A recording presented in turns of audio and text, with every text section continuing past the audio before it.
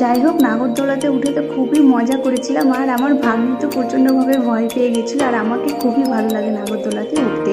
যাই হোক, তোমরা কে কে মানে পছন্দ করো নাগরদোলাতে উঠতে, আমাকে প্লিজ তোমরা কমেন্টে অবশ্যই বলবে। আর তোমরা কতবার উঠেছো? আমি তো 4-5 বারের উপরে নাগরদোলাতে উঠেছি।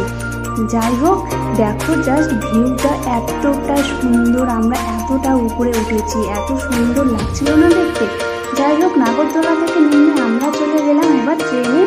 ট্রেন দেখো আমরা কত সুন্দর, এখানে ট্রেন বাস স্টার্ট হয়ে গেছে। প্রিয়াঙ্কি দেখো প্রথমে একটুখানি ভয় পেয়ে গেছিলো, কিন্তু পরে ঠিক হয়ে গেছে, ঠিক আছে।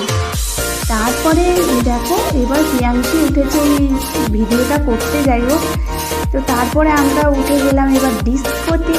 ব্যাস বুঝতেই পারছো, প্রিয়াঙ্কি উঠেছে মানে বুঝতে পারছো কতটা মনে সাহস নিয়ে উঠেছে। তারপরে প্রিয়াঙ্কিরা নেমে গেছিলো, প্রিয়াঙ্কিকে প্রচণ্ড ভয় লাগছিলো। তো যাই হোক, আমি এবার একটা সিটে আমি একাই বসে আছি। ভাবতে পারছো যে কতটা ভয়ঙ্কর ব্যাপার, আমাকে খুব ভয় লাগে। এবার লাইফের ফার্স্ট যে আমি একাই একভাবে বসেছি, তাছাড়া আমি আমার বোনকে সঙ্গে করে নিয়েই এই ডিস্কোতে বসি। যাই হোক, এই ডিস্কো এনজয় করার পরে তারপরে চলে গেলাম এবার খাওয়ার পালা।